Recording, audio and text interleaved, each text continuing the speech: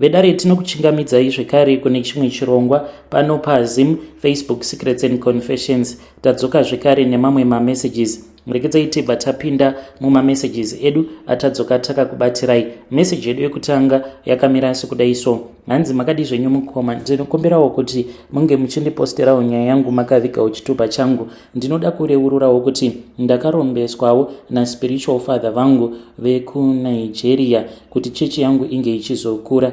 I really had a good calling. Kubva ndichiri mwana mudiki ndaiva nezvimwe zvandaigara ndichingosangana nazvo, izvo zvimwe zvandainge ndisingatombonzwisisi kuti ko why is it ndichikwanisa kuona zvimwe zvinhu kunyange zveusiku, asi zvinhu izvi zvaizoti kana zvaona kuti ndinenge ndazviona, kunyange kana zvapinda mumba mandinenge ndivete, zvaibva zvachizotanga kutiza kana kungochema zvichiita sekunge zvinenge zvichitsva nemoto. Nekufamba kwenguva manje ndakabva ndachizoudza baba vangu hope dzose dzandainge ndichirota, vakabva vachizoenda neni kune umwewo mukuru wekuchechi, akabva ati izvi zvainge zvichireva izvo kuti ndainge ndiine a gift and a great calling. So akabva achizoti he was willing to find someone who could sponsor me kuti tige ndichizokwanisa kuenda kuBible school. Ndakabva ndachizoenda kuBible school uko kwandakazonosangana namadam. Takatanga kudanana mukomanashi ipapo patainge tichitori first semester, but takazotanga kuita zvemusikanzwawo. Ndingangoti it was by mistake, even though tose tiri vaviri kudaro tainge takazviudza kuti until we get married, that is when we'll start to sleep with each other. Kubva zvandakazongozivawo kuti chii chinonzi munhukadzi, ndingangoti ndipo apo pandakabva ndachizongotanga kushaya hanya neshoko raMwari. Ndainge ndisisina kana basa, ndaiti kana ndikaenda even for my lessons yainge yangovawo nyaya iya yekungotiwo I'll just listen to the lecturer, then after that I'll just forget about everything. Finally we graduated mukoma, but pakaitika a great scandal because vamwe vose pacollege vainge vasingatozvizivi kuti inini nemusikana wangu uyo akazova mukadzi wangu tainge tava kutodanana, because that was like a no. Saka iyewo manje akabva achizowirirana nevamwe lecturer, but I then found out after graduation kuti akazotonorara navo pastor ivavo kuti vange vachizokwanisa kutinyorera mazama edu in the background tinge tichikwanisa kuzopasa, because me and her we were no longer studying, tainge tava kungoita yese. So even by the time pandakazomudza kuti zvainge zviri nani kuti tinge tichiromberawo kachechi kedu katainge tatanga mugaraji revabereki vake, haana kana kutomboramba. Unfortunately my wife then passed away in the middle of the ritual. Zvinova zviri zvinhu zvekuti nanhasi uno zvinondirwadza mukomanashi kuti I lost my wife who was my ride or die. So ndakazoenda nemudzimai wangu kuNigeria uko kwatakanosvika tikabva tachizobetserwa, asi takabva tachizonzi sezvo midzimu yekuNigeria nemidzimu yedu yemuno muZimbabwe yakasiyana kana mashandiro ayo, chioi mushonga uyu muchitsvaka ng'anga yacho ndiyo inokwanisa kuzokugadzirirai sort of like a bridge kuti midzimu yedu nemidzimu yasekuru vacho vekuNigeria zvinge zvichizokwanisa kutanga kushandidzana. Zvadaro mukomanashi takazoona vamwe sekuru avo vakati ivo vainge vachizvigona izvozvo, vakaenda nesu kumakuva kwava kutanga kudanidzira mazita emadzisekuru edu uye zvikari nemachembere sezviya zvavanongoita pachivanhu. Zvechokwadi mukoma, patori nedutu remhepo rakabva rachizosimuka rikabva rachizotanga kuvhuvhuta. Mufunge zvenyu, takanyora mazita evanhu avo vatainge tanzi ava ndivo vamuchazoshandisa pakunosimudzira chechi yenyu. Vainge vari vanhu vanotamburawo vemunharaunda avo vatainge tiine tarisiro yekuti tainge tichazoenda kwavari tobva tava pazvinzvimbo zvemuchechi, uye zvekare tichizovaudza kuti each and every month vanenge vaine mari yavanenge vachizowana, mari yesalari. Saka vanhu ava tainge tatovagadzirawo tichitovabirawo maspiritual gifts avo, but hazvina kuzoita saizvozvo. Mushure mekunge dutu riya remhepo rasimuka, takabva tachizonzi taifanira kuti inini namadam tinge tichizoenda musango totsvaka muti wekuti unobereka. Ndo pataifanira kuti tige tichizonosiya rimwe bhodhoro mushure mekunge tari kuchukudza. Bhodhoro iri rinenge rizere neminamato, like minamato yose yatainge tanyora pasi, zvinhu zvose zvatainge tichida kuti zvinge zvichizoitika muchechi kusvika kumagumo kwazvo. Zvisinei mukomana takati tichifamba tichienda kusango kuya, madhamu vakabva vachizotemwa nenyoka. Ende nyoka mukomana kuti nyoka iyi kuti nditi yakabudikira nechepapi, ini handitombozivi zvangu mukoma, asi the previous night madhamu vakatomborota hope vachiti ndiri kurota black mamba iri kundimhanyisa, but vakabva vachizototemwawo nenyoka chainge chitori chiva. Ndakabva ndamhanya namadhamu ndichidzokera navo kumotikari tokubva tachizoenda kune imwe clinic, mhepo dzigoti dzosimuka. Ava manesi acho kunze kwekuti vange vachindibatsira ini nemudzimai wangu kwava kutodhileya paya, ndichitoona kuti gumbo remudzimai wangu zvino rainge raita kuzvimba kuita sekunge richaputika, apa richichinja kala kuita reblack mukoma. By the time patakazopiwa transfer kwava kuenda kuchipatara chikuru chemuno muHarare, it was already too late. Madam mukoma vainge vava kusatokwanisa kana kufema zvakanaka, kana kutaura vainge vava kusataura. Takangoti tichingosvika pagedhi rechipatara, madamuwo vachitoti ini pangu ndasakura ndazunza, chisarai zvenyu. Ndakanzwa ambuya vangu vachiita kuridza mhere. At that time mukoma vainge vasvikawo paground. Kusvika pari zvino mukoma nashi, nyaya iyi handina kana umwe wandakamboudza. All that they know is that inini namadhamu tainge taenda kunoona stand, uku kwatainge taudzwa kuti kwainge kuine stand. Tava kudzokera kumotikari, madhamu kwava kutemwa nenyoka iyo yainge yakawanda muzasi memotikari. So they think kuti that is what happened, but zvakaitika ipapo mukoma nashi ndezvekuti tainge tatoenda kunosiya chibhodhoro chemunamato. Hey vedare, ndo message iyo yandakatumidzirwa nichibva kuna vamufundisi. Tingavati vamufundisi here? Kwete kana. Hatingati ndi vamufundisi ava. Is just a ritualist, tingatoti an occultic pastor.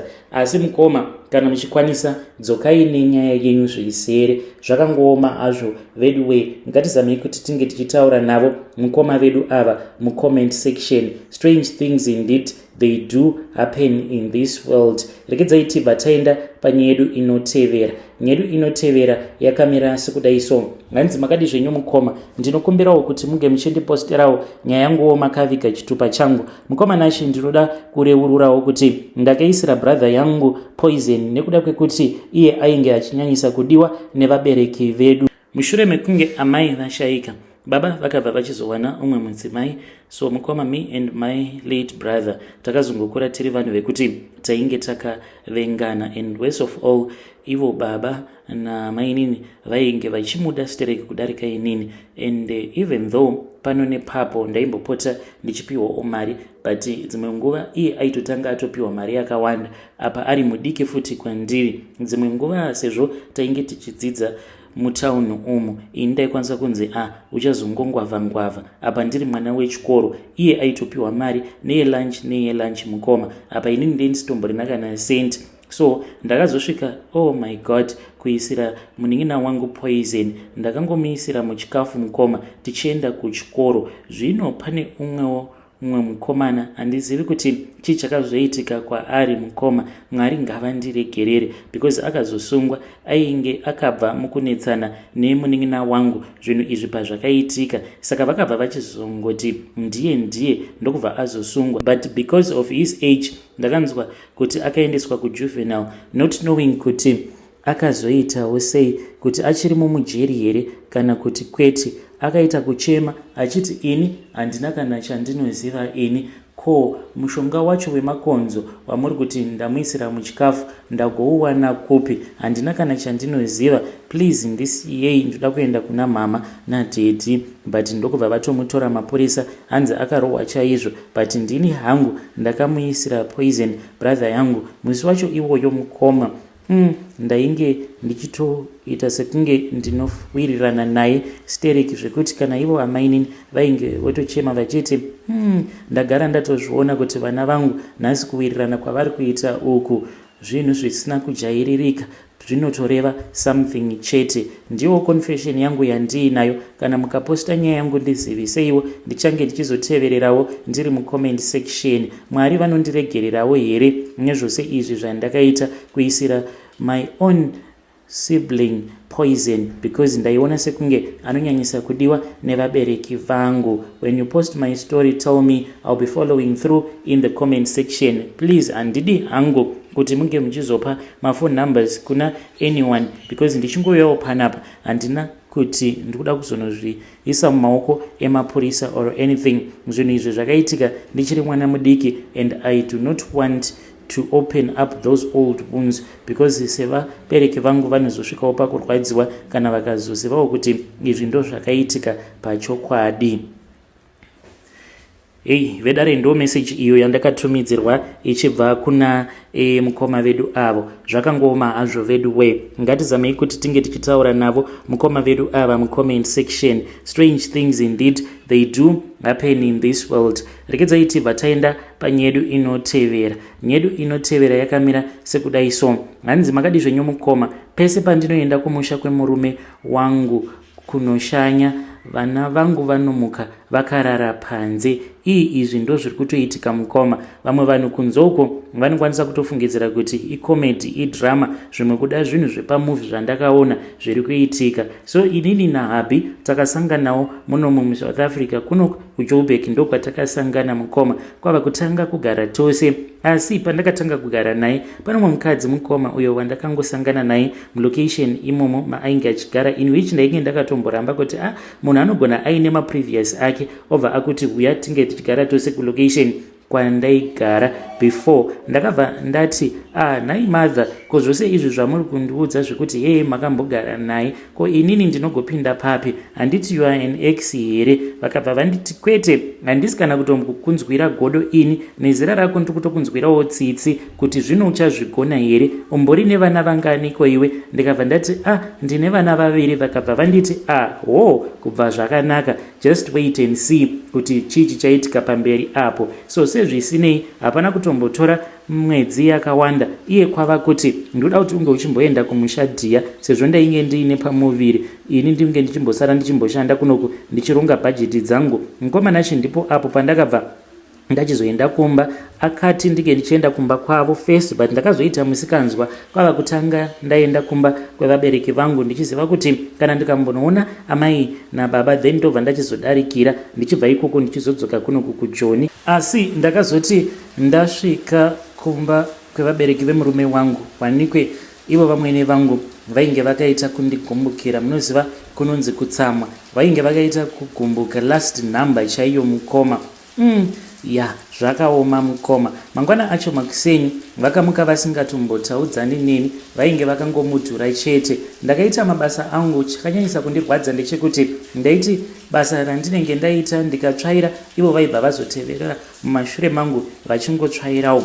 Asi chakazondinetsa ndechekuti kuma past 11 dzainge dzichiri kumakuseni, amai vakabva vandifonera. Ndanyatsokunzwa kuti amai vangu vainge vaine stress. Ndikabva ndati nhai mama, kochi, why is it you are sounding to be too low and very down like this? Vakabva vachizoti kwandiri, mwanangu, tanga tichitoshaya izvozvi kuti tokuudza sei. Ndikabva ndati tell me, kochi chaitika? Asi pane zvaitika here kune vana vangu? Vakabva vanditi vana vangomuka vakarara vose panze. Ndikati ndo zvaitika. Mukomanashi ndakaenda muspare bedroom imwe ndikabva ndatanga kuchema. It is because ndainge ndakaudzwa nemukadzi uya kuSouth Africa akanditi uchaona zvako pauchaenda kunoona vamwene vako kuti chichi chaitika kuvana vako. Vangu vana vakamuka vakarara panze kumushauko. Ndikabva ndatosiyana nazvo kana vabereki vangu vakabva vatondudza kuti mai inoroya iyi. So ndo zvandainge ndava kutanga kufunga kuti ndoita sei nesituation yakadai. Shuwa vana vangangonzi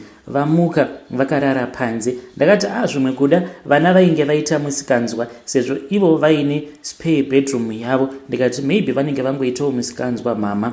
The very following morning vakandifonera, but vakandifonera vainge vari mudhara. Vakandifonera kuma past 5 vachiti ivo vana vainge vamuka zvekare vakarara panze. Zvinhu izvi zvakaitika mukomanashi too many times. Apa ndakazoti zvino ndichinotaura naHappy kwava kutanga kundituka. Ndakapopoterwa mukomanashi pafoni akati ndo zvinhu zvaungandiudza pafoni izvozvo right now uri kunditadzisa kushanda ipapapa apa unenge wava kuda mari yekuti ungozodzoka kunoku kuSouth Africa. Ndakazodzoka kunoku ndikati zvimwe kuda ndezvekwedu mukoma, but ndakatoona kutoti ndo zvinoitika pose apo pandinoenda kumusha kwemurume wangu ngonoshanya vangu vana vanomuka vakarara panze. Mukadzi uya pandakazodzoka ndakatomboda kuenda kunomubvunza, but ndakabva ndati handidi kupa ex wahabi and chance yekuti ange achizopindira pane dzimwe nyaya dzinoitika murelationship yangu. Saka ndokusaka ndauyawo panapa padare renyu mukoma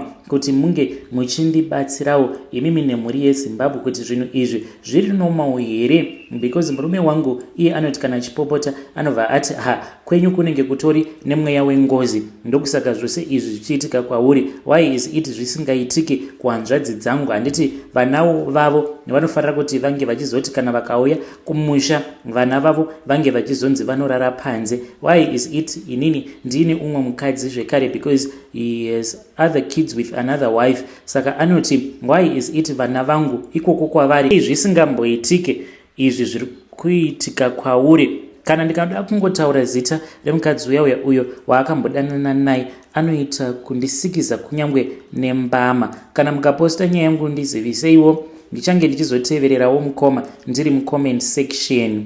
Vedare ndo message iyo yandakatumidzirwa ichibva kuna vahanzvadzi vedu. Zvakangooma hazvo vedu we. Pane nyaya ini ndinoona sekunge vamwene ava vanenge vane zvavanoziva. Ameno kuti munozvionawo sei muri yeZimbabwe, but let us try to assist here in the comment section. Rekedzai tibva taenda panyedu inotevera. Nyedu inotevera yakamira sekudai so. Hanzi I need help. Kune munhu here anokwanisa kundibatsira mukoma. Ininiwo ndinogara kuMelbourne, saka vanhuvo vandinoshandira aiwa vane mari yakawanda, but vanondituma like each and every Wednesday vanondituma kuti ndige ndichienda kumakuva ekumbudzi. Vakatondibatsira kuti ndige ndichitora license ndokubva vatotenga kamwe kamotikari. Motikari iyi vakaitenga vachiti ndiye umwe mwana wavo uyu ari kuuniversity kuSouth Africa uko, saka vachiti kana ari kunoko that is the car that she can be using for errands. But ndo motikari yandava kutoshandisa iyoyo, kunyangwe ndikati ndechida kutomboenda kumusha ndo motikari yavanongondititora unge uchienda nayo. Saka vanondituma mukoma chitatu choga kana nini ndava kutoziva kutoti ndinotoenda mupantry ndobva ndatora imwe 5 liters yemvura iyo yandinozoenda kunosiya kumakuva. So mukoma ndo zvandiri kusanganawo nazvo izvi. Basa randiri kushanda hakusi kunzi ibasa rinorwadza, ndinongoswera ndakatogara zvangu ndakachila paNetflix. Ivo vanenge vatongori muroom mavo vangori paFacebook, especially semukadzi wacho, but murume wacho ndiye anenge achingoita ma up and down. Mukoma dai kwanga kuri kunzi zveYouTube vanozvifarira handaimbokupai confession iyi, but vanongotevezerawo vamwe kuFacebook ikoko masocialites. So I need help. Ndoitawo sei? Ndiri kudawo help. Kuna umwe munhu here anokwanisa kundibetserawo. Handisi kuda kuti kana mukazopa munhu mafone numbers angu then munhu yeye obva azotanga kundipfimba. Ndikungotsvakawo basa, anyone anokwanisa kundibatsira. Pari zvino zvimari yandanga ndichipiwa per month it was $320 apa ndichishanda samaid. Vedare ndo message iyo yandakatumidzirwa ichibva kune mwanasikana uyu. Ngatizamei kuti tinge tichitaura naye mwanasikana uyu mucomment section. Zvakangooma hazvo vedu we. Strange things indeed they do happen in this world. Uri kutongoshandisiwawo zvako mwanasikana. Kunyange ukapiwa ma 320 or what, but still uri kungoshandisiwa. One day is one day. Zvinhu izvozvo zvichakupandukira. Ameno kuti munozvionawo sei muri yeZimbabwe.